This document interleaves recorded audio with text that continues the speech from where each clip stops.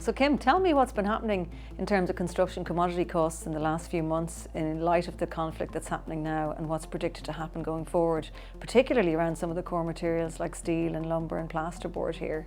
Yeah, Fiona, the conflict in Ukraine and Russia has had an impact significantly. We see likely increases in lumber and plasterboard in particular this year, and that'll have a big impact on more residential and commercial projects.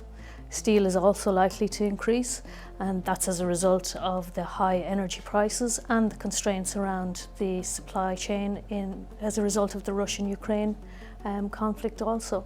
And diesel, and that will have a big impact on logistics and transportation. As we know, we've seen that hit record highs recently. So when you say impact, what does that actually mean in practice for Linesight's clients that you're working with on a day-to-day basis?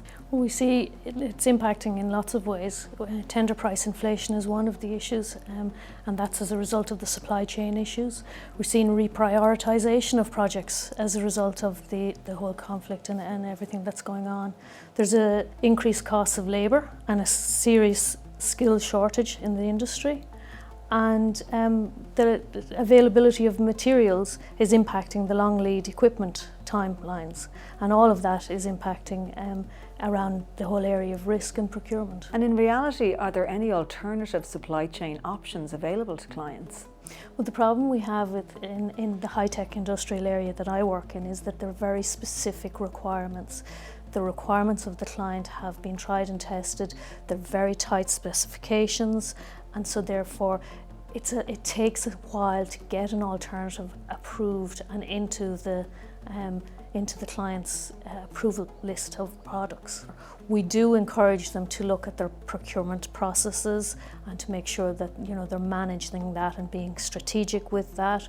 We look at, as you mentioned earlier, risk management and scheduling strategies to ensure that looking at quantitative risk analysis.